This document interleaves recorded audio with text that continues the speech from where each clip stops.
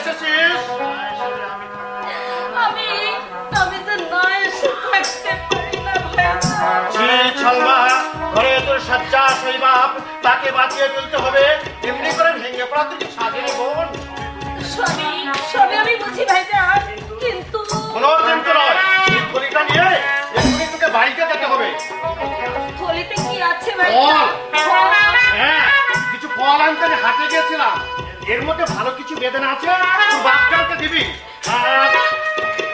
এই নে, এতে সপাচানার সিন্নি আছে, ওই দরজার তলায় দিয়ে দে, তোর বাপের নামে মানত করেছিলাম। ভাইজান তুমি একেবারে করছো ভাইজান, গরিব আমরা, অভাব আমাদের 12 মাস, আমাদের জন্য কি শেষে তুমি ফকির হয়ে চার ভাই বোনেরা থাকে, আর কি রাজা সাজা চলে রে সালমা।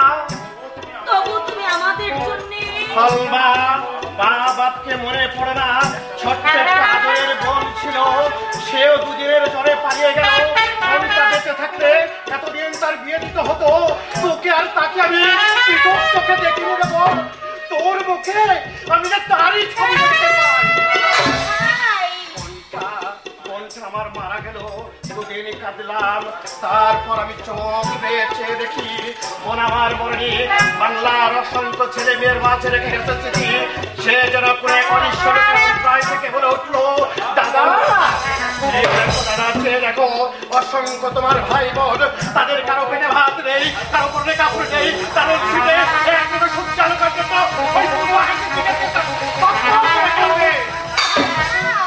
সেই দিন থেকে আমি আমাকে হারিয়ে ফেললাম রে। হিন্দু বললে শ্মশানে যাই, মুসলমান বিশ্বচিকার রাজ থেকে সেবা করি, যে হাতে ঠাকুর পূজার পুষ্পাঞ্জলি দিই, সেই হাতে আমার সিন্ধি চড়াই ওই পীর সাহেবের দরগায়।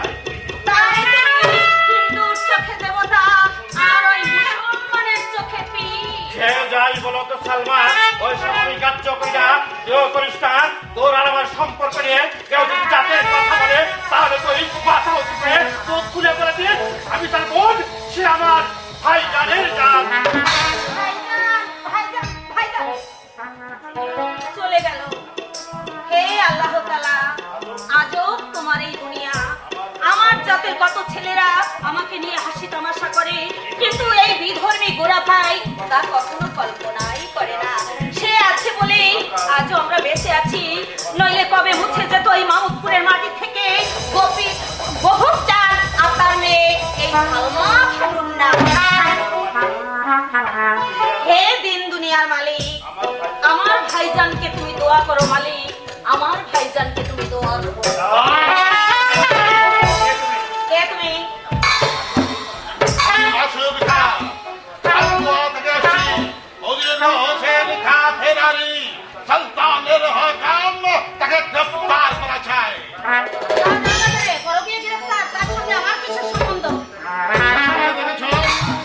কিন্তু আমি যে শুনলাম সে মামুদপুরে লুকিয়ে আছে,